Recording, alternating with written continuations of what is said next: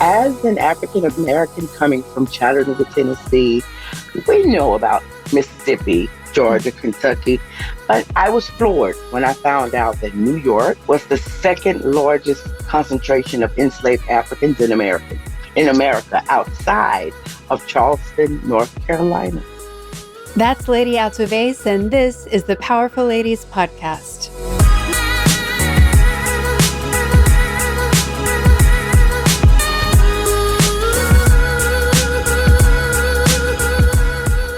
Hi guys, I'm Kara Duffy, a business coach and entrepreneur on a mission to help you live your most extraordinary life by showing you that anything is possible. People who have mastered freedom, ease, and success, who are living their best and most ridiculous lives, and who are making an impact are often people you've never heard of until now. I love field trips. I love history, learning, hearing all the stories, asking all the questions. And today's guest, Lady Altovise, is the founder of Lady Altovise New York City Tours. She brings all of her experience in theater, dance, writing, producing, and music to each of her tours. From soul food to gospel tours to the most interesting parts of Harlem history, and honestly, crafting custom tours with you, her tours, like herself, are unique, high energy, and unforgettable. I'm excited for you to hear her story, her source of joy, and why sharing the good and the bad parts of our history is one of the most important things we can do as humans.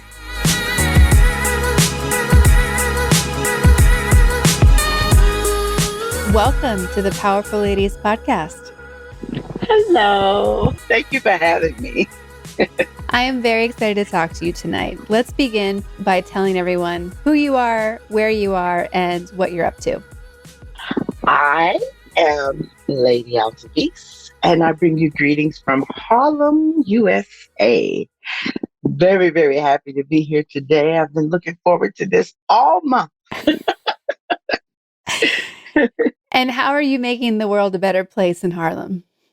Well, I am a licensed sightseeing guide for the state of New York, and I specialize and concentrate on the African American experience and contribution to society. Well, So I give that? walking tours. We talk about the Underground Railroad. We talk about the Civil Rights Movement. We even talk about the crack era and the heroin epidemic, the LGBTQIA movement, and of course, the gentrification and the Black Lives Matter movement. So just a few significant parts of history. No big deal. Just a little drop here and there. How did you get into being a tour guide for Harlem? Funny story. I was in a competition to win a trip to Egypt for my 9-year-old son at the time. And if you would take a 1-hour tour, a 1-day tour, a 1-week tour, your name would go in a hat to win a trip to Egypt. Well, in the process of taking these tours, I came across the most dreadfully boring tour guides ever. I ended up in New York to get my master's degree in theater. And I said, this is theater. You have a captivated audience. The history is your script. And New York City, duh, that's your stage. So I said, I would be one hell of a tour guide because I would turn it into a show. I sing, I dance, I act. Watch out, tourism. Here I come. And how long have you been doing this now? 19 years.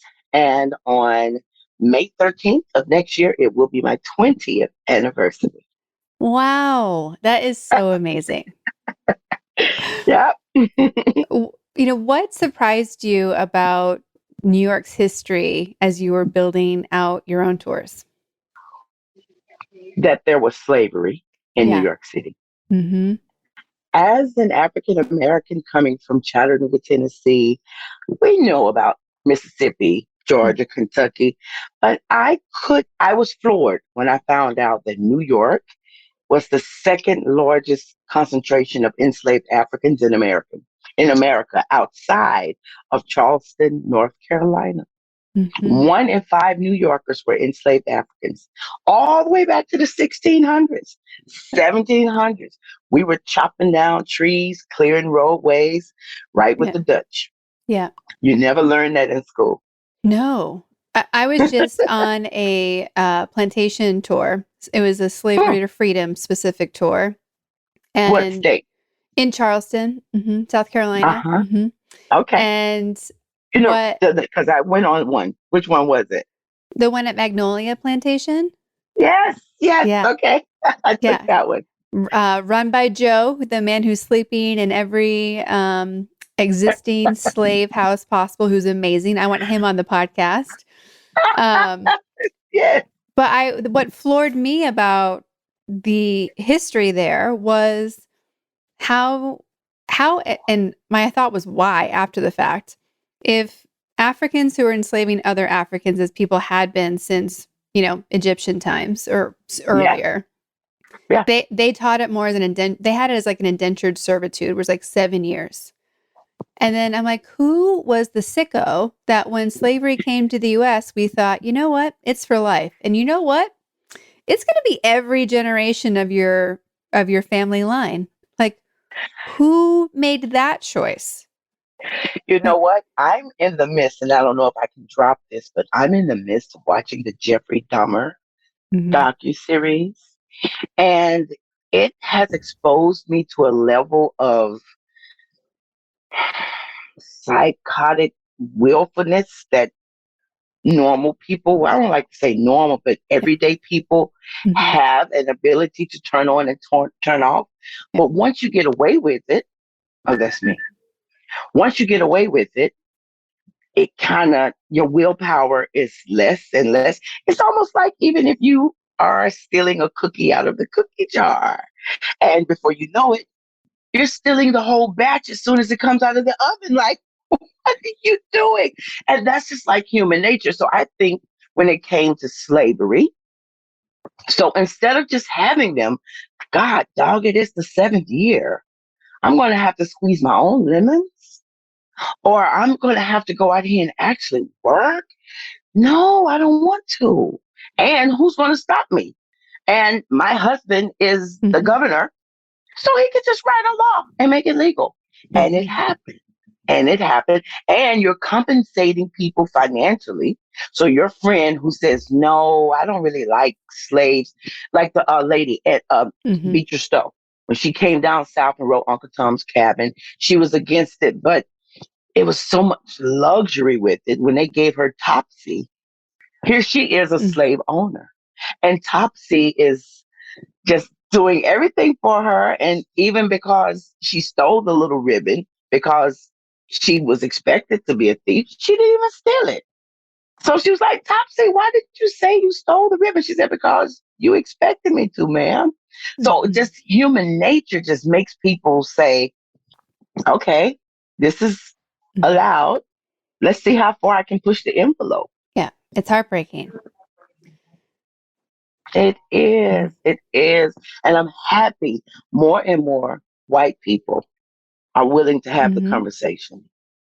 These are conversations we have in Black households day in, day out, to the point where you may even hear Black people say, I am going to just roll over and have a convulsion if I see another Mm-hmm. slave movie. Well, these movies have to be made because not only are certain other groups that share this earth with us unfamiliar with it or Mm-hmm. uncomfortable with it, but their very own, like Gen Yeah. Z and Yeah. millennials. They don't know who Mm-hmm. Emmett Till is. They don't know who Medgar Evers is. And we Yeah. have to talk about it. Well, and I think it's really interesting to see how you are weaving in the history, the parts that we're excited to talk about and the parts that we're like, ugh, to talk about, but bringing it into this Yeah. really fun field trip style experience to because Yes. Because New York makes it so yeah, easy. and there's something like I love field trips. I have since I was a kid. I think we need more of them for Me adults. too. And when you're in a place, like I don't understand not asking all the questions. Like I'm the one that were like, stop asking questions, please. And I'm like, but so yeah. I'm going to write them down. because I got to get them out. I got to Yeah. get them out. And I'm like, don't you have these same questions? But to be learning about Right. history in the space where it happened and to touch the walls that other people Yeah. touched through history, it changes things. And I feel so lucky that I grew up in the Northeast where there's access to so much history so easily. We're now living in Uh-huh. California. Like where? Where I did you was born grow in up? New Jersey. I lived outside of Philadelphia for a long time and then finished high school north of Boston.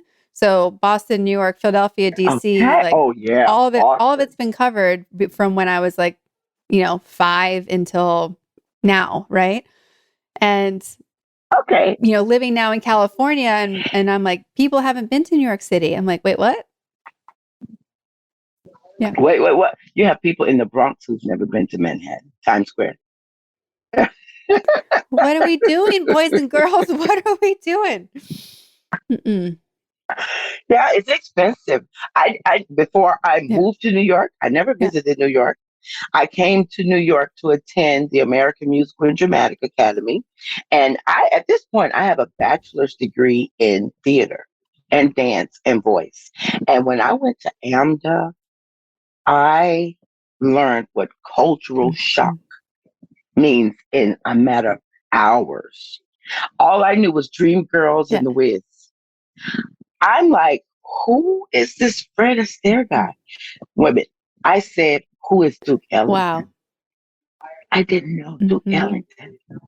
So in the South, it's as if I was studying Hmm. practicum, like how to bring theater and the appreciation of the art, but the actual, like Barbara The Streisand masters. and I don't know, Ethel Merman. Like Hmm. no, no, I used to spend every waking hour in the public library at Lincoln Center because you could listen. This is before the internet. It was 97, 98, 99. I would listen to the Broadway performances with Sammy Davis Jr. and Golden Boy. And it was just like all of this happened before my mother Yeah. was born. So I thought it was new. I thought it was like 70s, 80s. So at that point, I was completely Hmm. turned on. I was so happy to be in New York. I could not get it. I literally would probably second act a play. Do you Mm-mm. know what that is? I learned it from John Yeah. Leguizamo, one man show. And he basically, in his one man show, talked about how he was so poor and obsessed with theater. He would put on his dress suit and go to Broadway theaters and at intermission, grab a cigarette and a playbill in the trash can and just blend in Ooh. with the audience and see the second I love act. that. I Uh-huh. told I learned that from him because I didn't Yeah. have the money, but I couldn't get Yeah. enough. Are you hearing the No. notification? Mm-mm. Oh, okay, because I'm getting crazy. I'm a member of a chat group, and these notifications are coming back. I'm gonna have to cut it off. So I would second act the play once a week, and that's how I saw most Broadway Hmm. theater as a student. But I was studying. So now to give back, I try to at least send two students to a Broadway I show love once a month. that. So you clearly fell in love with performing when you were in Tennessee still. And where did that come from? Like did you see a play? Did you see something? Did someone tell you you might be good at this? Well, I got it at the girls' club. I would go to the girls' club after school, and they had dance, and they had theater, and they had voice. And being the baby of Mhm. 9, I didn't know I was Mhm. performing. I just knew I was cute, and my 4 brothers and my 4 sisters and my parents, and I had 2 sets of grandparents. So I was born into an Mhm. audience. And they would just applaud and make me take a bow. My name is Lady because they said the day I was born, Yeah. I was a little lady. So, and it was also the year that Billie Holiday came out with Lady Sings the Blues. So that's why. Literally, when people say, is your real name Lady? It's not on my birth certificate, but I have been Lady since the day I was born. So that's when I got bit by the bug at the Hmm. girls' club. And I love the TV Yeah. show Fame and Debbie Allen and Sweat. This is where you pay. Ah, and my brother killed my dream. I was maybe 5, and so he would be about 11. And he said, "Grow up. You can't go to school and sing and dance all day." And I was like, "Oh, that does sound like a fantasy." I didn't know that you could go to a performing arts high school. But when I went to college, I found out you could Hmm. major in dance and theater because I went to college to be a dentist. As soon as I was in a beauty pageant and won the beauty pageant and got the scholarship, I changed my major the next day. I can sing and dance and changing this dentistry major. So I was bit by the bug at the girls' club around age 5 or 6, but I was dancing around the house as soon as I could walk. I was dancing before I Part of could me walk. really wants you to be a dentist because that would be the best dentist ever to go to. The other part of me Ever, cannot even you'll imagine be a exactly. dance. Right, you're like doing backstroke in the chair, dancing along. Like, yeah, no,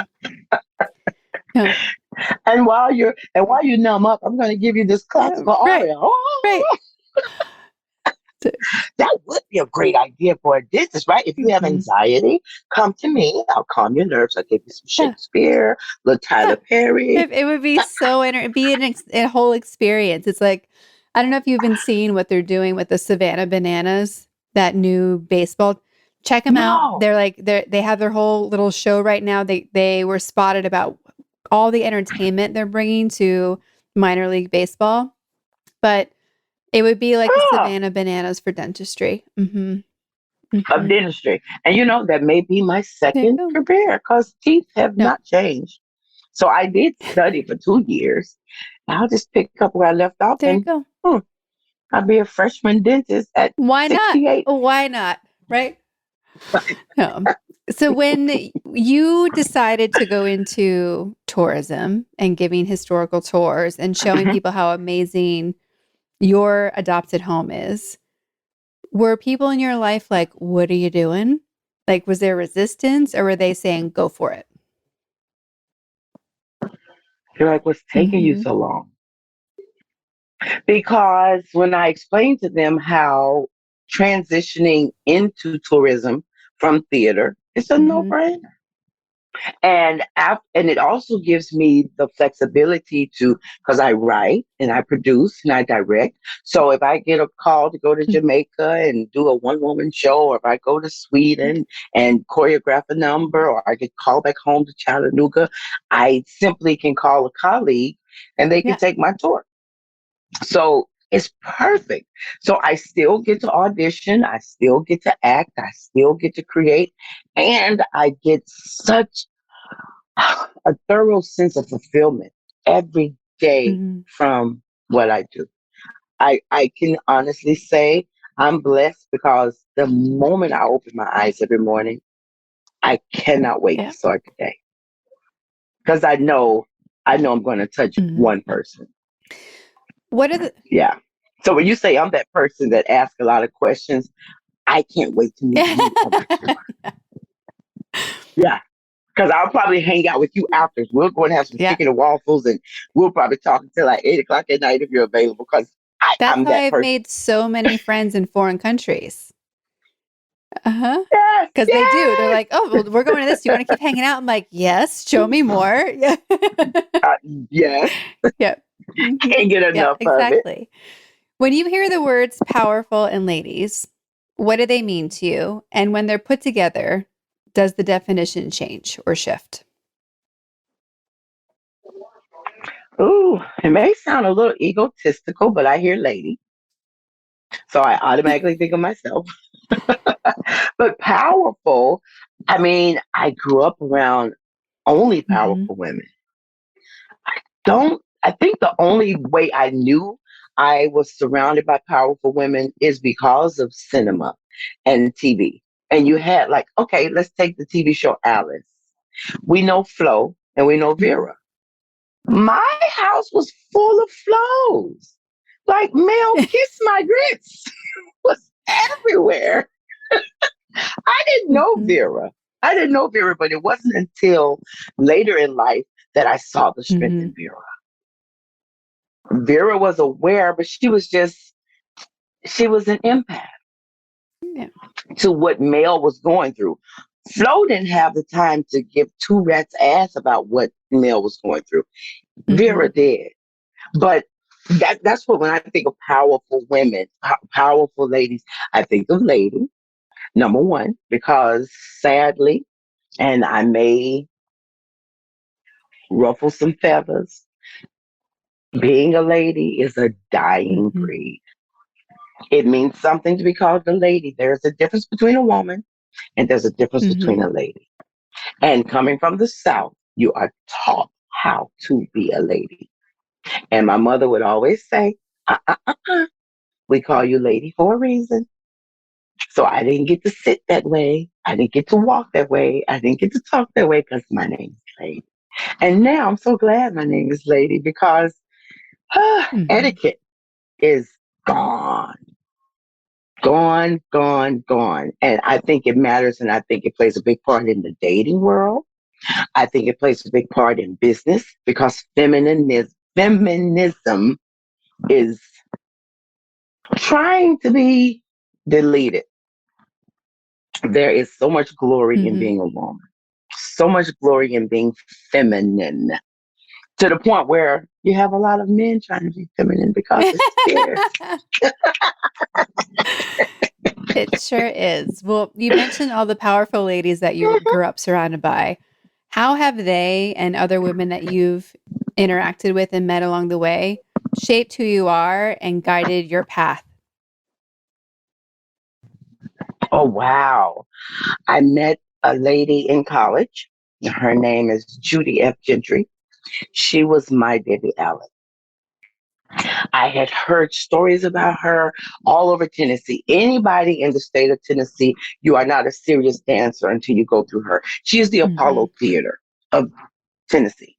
And when I went to Tennessee State University and found out she was the dance coordinator, I almost didn't try out. But I knew I was fierce. I may not be able to know all of the ballet terms, assemblée and pas de bourrée. All I know is I can see Alvin Ailey and the New York City Ballet, and I can Mhm. do that. And so I went to the audition, and she picked me first to come up on my first day because I didn't know much about auditioning. So I went to, it was a store called Mhm. Ridgeway, which is like a really, really southern version of Walmart in the 80s. And I bought neon. Yeah. It's the 90s. So I bought this neon outfit and it had matching tights and matching leotard. And I was neon, yellow, pink, green, orange, purple. And she taught me, you let your talent be the neon colors. But it worked. I got her attention. So to this day, a lot of my sisters in the dance troupe and the majorette team, they call me Flowers because they was like, Flowers need to come to the front. So when I met her, I knew she was the effervescence of Mhm. womanhood and being fierce and knowing your stuff. She knew the terminology. She was musically inclined. She was just, like I said, she was Debbie Allen Yeah. in person. And she smelled amazing. Her perfume was expensive. Her hair was perfect, even after dancing for 5 hours. Okay, I have to know her on a Yeah. personal level. And now we still text That's once a so week. amazing. When we look back at 8-year-old you, I'm guessing that she is not surprised what you're up to and what you've created. What do you think she's most proud of you for? My Yeah. son, yes, she is proud of the mother Mhm. that I am because, oh my God, my mama was the best mama in the universe. Nobody's Mhm. mama could touch my mama out. And if I could just be 1/8 of the mother that she was, Yeah. I'm the bomb. And I think the third grader, Lady Altovise, in Miss Curtis' class at Whitmore Elementary in Chattanooga, Tennessee, is like, yes, you have done what your mother did to you for That's your son. incredible.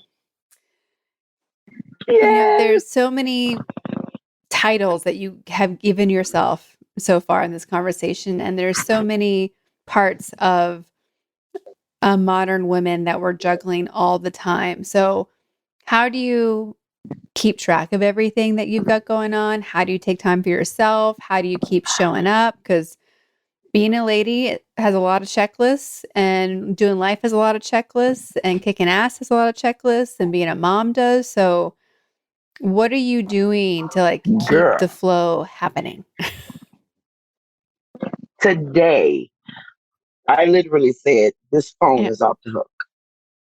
Today, because I'm the president of the Alumni Association and I run my own business and I'm a mom and I have a very, very, very long relationship. And I'm a sister, I'm a friend, and I thrive off of being Mm-hmm. active.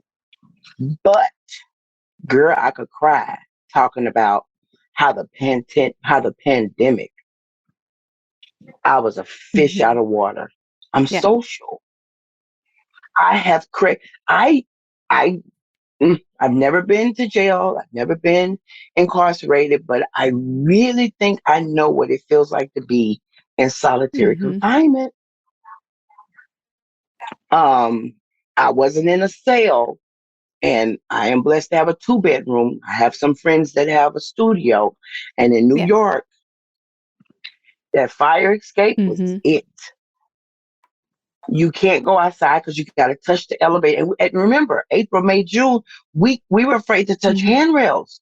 We were afraid to breathe the air because it stays in the air for Mm-hmm. 3 days. All of this. So I literally would go. I think my longest stretch was about 5, 6 weeks before I literally was just like, I'm Mm-hmm. going outside. And what that did to me, oh my God. So as soon as I got my vaccination, I was like, I'm taking this mask off. I'm out. I am outside. And then I'd be damned if it ain't a Mm-hmm. Thanksgiving. And then here comes the Mm-hmm. second wave, the Omicron variant. The way his name from B2K, Omarion. So I ended up catching it, being too social. So for Christmas 2021, I Me got too. COVID. Mm-hmm. For Christmas, Yeah. because that strand was Yeah. more contagious. It wasn't as deadly, but it was more contagious. And I had taken my mask off sometime. I wasn't as strict with it.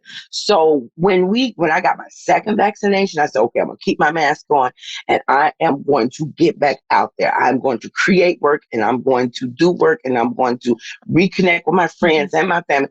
And I just stacked my calendar, book trips. And girl, my bank Yeah. account is crying. My body is crying.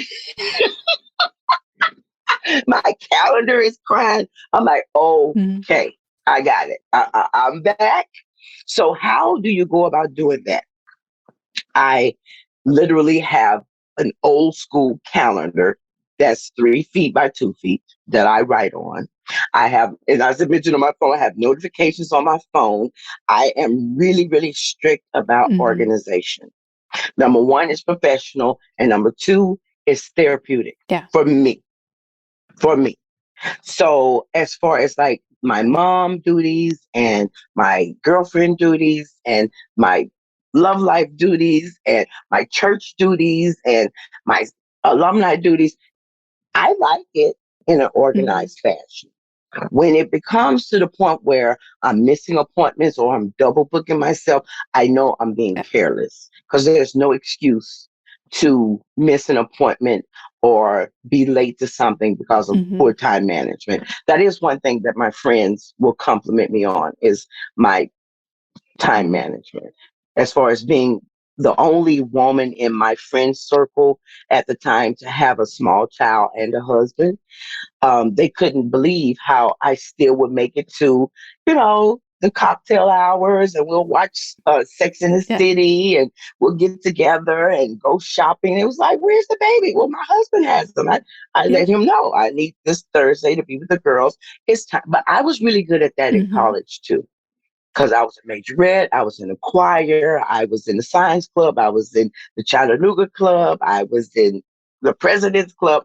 I just need my day to be Mm-hmm. full, and I get a Yeah. lot out of that.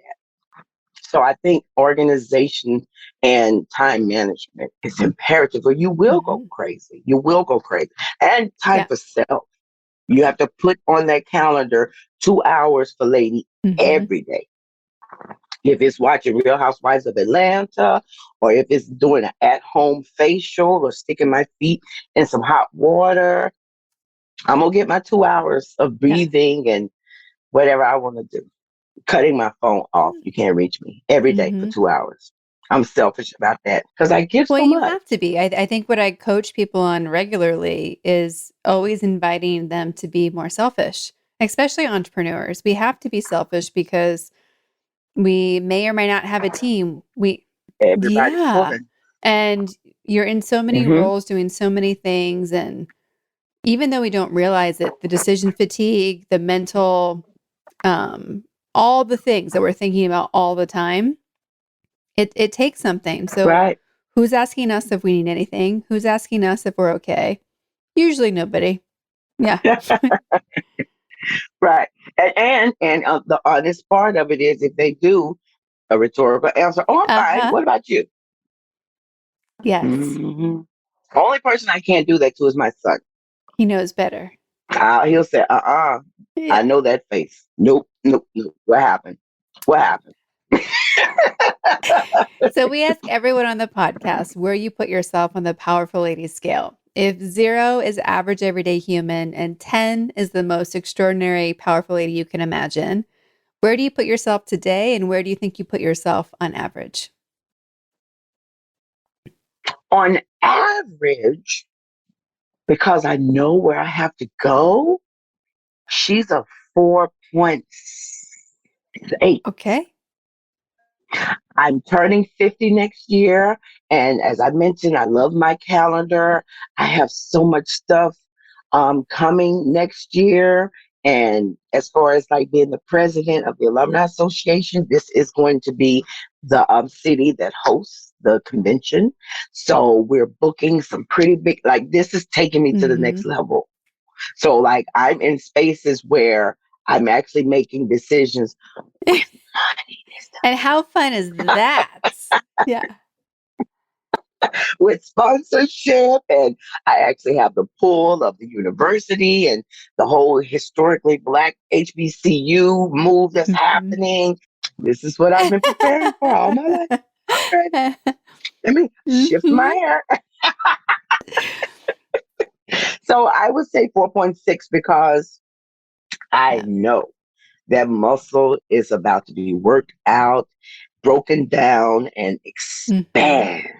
That's I love that Hmm. feeling when you know you're just about to break through that next ceiling that you've been like bumping up against because you're like, it's coming, just stay right here, it's coming. Hmm. It's a song in hip hop. Oh, well, actually, it's not even hip hop. In house music in Chicago, it's time for the Hmm. percolator. You can probably play this. It's time for the Hmm. percolator. It's time for Yes. the percolator. It's time for the. I just hear that every day. I love that. That's what I Yeah. feel. And I also correlate moments in life and the moods to song all the time. Like someone asked me the other day, like, what are your favorite foods? How do you choose what you're going to eat for dinner? I'm like, well, to me, it's a international tour. It's like, where do we want to go for dinner? Are we going to Italy? Are we going to Thailand? Yes. Like, where are we going? Because it's a whole mood. It's a music. It's like the whole thing. So it's not just like, I'm feeling chicken. Like, that's not how it's happening. Mm-mm. Chicken from Exactly. where? There's so many options. I tell tourists that all the time. You are in New Hmm. York City.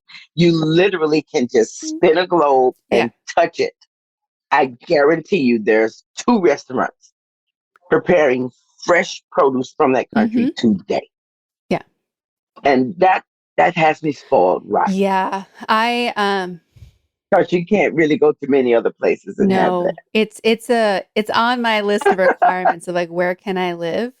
I'm like, what's the minimum number of that. good restaurants I need within like Right. 30 minutes, if not 5 minutes? And when you've been exposed to this type of variety, sometimes you want chicken on a Yes. rooftop. Sometimes you want chicken next to a Hmm. fireplace. Sometimes you want chicken on Yeah. to go Mood, at a mood, countertop. ambience, the whole thing. I know. Yeah, I need that. That is where the expensive rent in New York City. I figured that out when I went somewhere else and was like, oh, the Yeah. convenience of calling somebody or just Hmm. walking across the street and saying, which way the wind blows, that's where I'm going. And it's Yeah. something going to happen. You're going to run into somebody Hmm. famous, or you're going to have a beautiful experience with candlelight. And Yeah. oh, It's so fun. I can you say I'm in love with New I York. can totally tell that. So for people who have never been to New York, what what would you tell them right now? What's your pitch for coming to New York? If you've never been Hmm. to New York, okay. If you are reaching out to me in enough advance notice, I say don't dare do New York in a weekend. Don't do that Hmm. to yourself. You are going to be miserable that Monday when you go back home. If you can, stay a week. But I know money is obstacle. If you can stay a week, we do have a lot of Hmm. free events, free activities, even inexpensive food. So your first time to New York, I would say do a different country every meal or a different country Hmm. every day.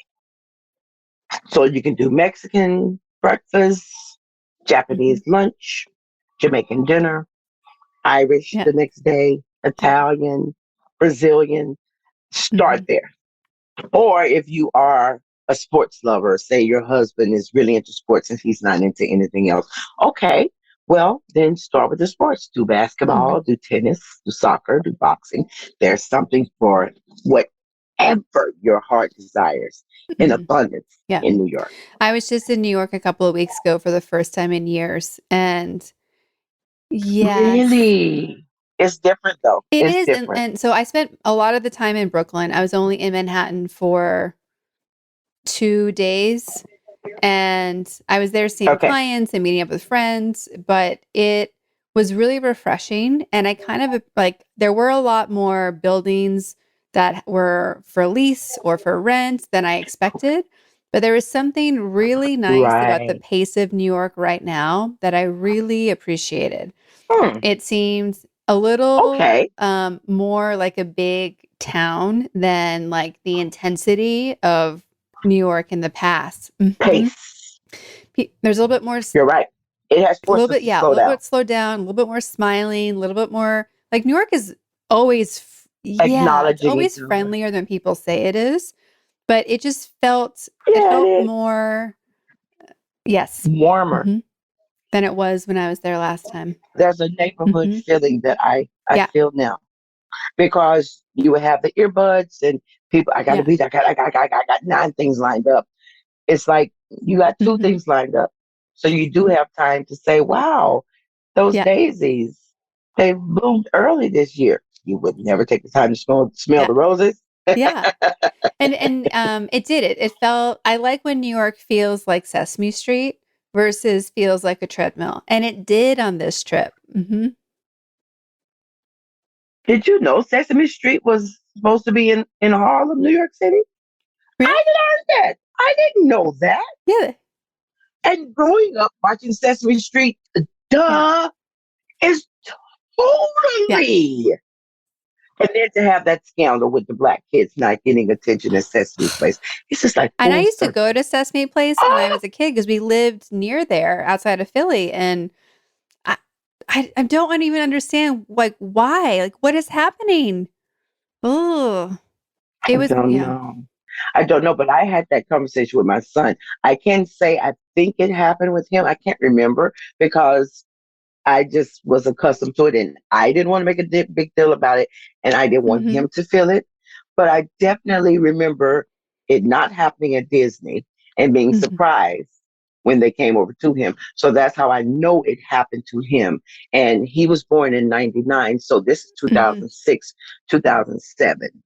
And I remember Yeah. suppressing it and making a big deal about the popsicle, let's get a sucker, let's blow some bubbles, just so he would not know what that Mhm. rejection felt like. But I do remember Yeah. it happening and suppressing it and just, Yeah. deflect. Well, we know that this community is big and powerful, and I'm a big believer in screaming from the rooftops so what you're creating and what you're up to, as well as asking for what you need and what you'd like. So, what is something that Yeah. you need or want that we can put out into the Powerful Ladies universe? Oh, thank you. Wow. It's been so long since I don't know if I've ever been asked that. Ah, I'm not prepared because I need so much. I need I need corporate sponsorship. I need help building my Instagram. I need awareness of this. I feel like I'm standing in a roller rink blowing a whistle. Yeah. Nobody hears it because the Mhm. music is so loud. I need a big ship. Whoa. I need to be heard because I know what I'm saying is difficult, it's icky, it's gross, it's disgusting. But Mary Poppins taught you put a little Mhm. sugar with the medicine, make it go down. I have mastered putting sugar with the Mhm. medicine. So if I could have attention of some Fortune 500 companies so that I could get the attention that I need, and if I could get the social media presence, and if I could get, I don't know, I would know what. Is this where I Sure, profess my go for dream? it. Mhm. It's New York. My optimum epitome of tourism. I would love to be the ambassador to the United Nations Yeah. ambassadors. I would love to be hired by the United States or by the state of New York to be the official person to take ambassadors that are here for General Sessions, United Nations around New York. Take them to Mhm. Chinatown, to Little Brazil, Koreatown, to Harlem. That is my dream. If somebody is able to make that happen, I will forever be grateful. I will write a song about you and sing it like Whitney Houston every day. All right. All right, everyone, you heard it here first. That's the dream. Let's make it happen. That's easy. That's easy. They're here. Mhm. They're stuck in Yeah. the hotels. And quite frankly, some of them might be afraid or they may just not know anyone. I would love to Mhm. be that, okay, I'm here. And then they could tell their friends and I could meet them at the It just starts with embassy one. and take them in Yeah. limousine. Take them to restaurants and live jazz and salsa dance. Come on, you're here in Mhm. New York. Well, and I think there's so many people who want that, who beyond ambassadors, right? There's people who like Right, I've moved so much, and I think there's such an opportunity for a modern welcome wagon. Like, don't bring me a basket of fruit. Show me what is here, because so many people don't play tourists in their own backyard. And it's a missing, right. like, when you realize how amazing a place is, then you like it's a ripple effect of falling in love with the city so everyone can. Mhm. Yes. That's what happened when I got out because I was on the double decker buses for 2 years. That's why I really learned my chops. I studied how they made money, how they Mhm. lost money, and marketing. And when I got off of the double decker buses and started my own business on foot, that's when the people of the neighborhood was like, this happened Mhm. right here. Like Billie Holiday literally scrubbed floors right Mhm. here. Yes. But I grew up next door my whole life. Langston Hughes lived. Yes, this is what Langston. So doing that, yes, people who walk by these places that I talk about every day because I think my appreciation is because Yeah. I've studied it and dreamt about it for so long that I'm Hmm. thirsting for it. Like I just found out where Zora Neale Hurston lived last Amazing. week. I just found out where Malcolm X used to, you know, shoot dice, run numbers. Like before he was Minister Malcolm X, I found out where that spot was. So that's because I've been a Hmm. fan. But if you grow up here, you kind of like, oh yeah, I know, Yeah. whatever. But walking the streets and passing by the people getting off of the bus, I get, oh, you know what? I'm going to take you a tour. I thought this was for Uh-huh. Mm-mm. tourists. No, honey, this is for you, So, especially your children. Bring your children too. yes. So for everyone who's like, I need a tour now, I need to book a trip to New York, you've sold me. Where can they find you, follow Yes. you, and sign up for a tour? Okay, you can easily go to Instagram. I found that that's Mm. easier. On Instagram, my handle is, thanks to my son, he told me my name is difficult. Stop trying to give your name first. Give a handle on Instagram first. Harlem's favorite lady. Ooh. At Harlem's possessive with the S. Harlem's favorite lady. And that will lead you to my website, my phone number, my videos, my sizzles. And I need your subscription and followers and likes and all of Yes, that stuff. absolutely. By the way, can I plug my Please, new yes, event? do it. Hmm. Okay. So I have the history of gospel, which is every Wednesday because some tourists are here from Monday through Hmm. Friday and they want to hear gospel music. And most gospel morning worship Baptist churches are open on Sundays. So I have decided to get with my church home, Memorial Baptist Church on 115th Street, and we'll do the history of gospel music. We'll start from the slave ships and the Negro spirituals all the way up to the hip hop gospel music with Kirk Franklin and Mary. So we go from 1619 to Well, 2019. I'm excited to take that tour next time I'm in New York because that sounds amazing. Um, Every Wednesday at I 12 love o'clock. it. I love it. And so, because you do that one. What other kinds of tours are you offering? I do the Civil Rights Era tour. I do the LGBTQIA tour. I do the Underground Hmm. Railroad tour. I do a soul food tour. And now I'm branching off into the Black Lives Hmm. Matter tour. Okay. So, anything you need to know, you are the person, Harlem's favorite lady, Yeah. and yeah, Yes. I do this podcast selfishly because I want to meet incredible people like you and make new friends. And Oh, that's but sweet. Thank it you. lights me up knowing that there are, women like you who have all this joy, all this enthusiasm, and this curiosity where you're like, I'm not going to keep this to myself. Like, I got to share this. You guys got to know. Let's hang out. Awesome. And Oh, there's that's such a load wonderful. that we have to carry to change the world and empower people to Mhm. change it alongside of us. And it's refreshing to know that there are women like you out there and we're all doing our parts together. And I'm glad you were on this team. So thank you for your time today. Thank you for the Oh, work you're doing. thank you. And I think your colleague took my tour, and that's how I got to you. So I want to thank Yes. her for even thinking of me and saying, yes, I need to toot your horn. Toot, toot.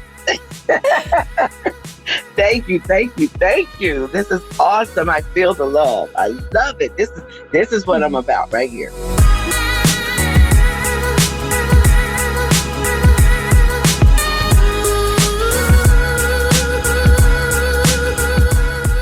All the links to connect with Lady and her tours are in her show notes at thepowerfulladies.com. Please subscribe to this podcast wherever you're listening, and please also leave us a rating and review. Come join us on Instagram at Powerful Ladies. If you're looking to connect directly with me, please visit karaduffy.com or find me on Instagram at Kara_Duffy.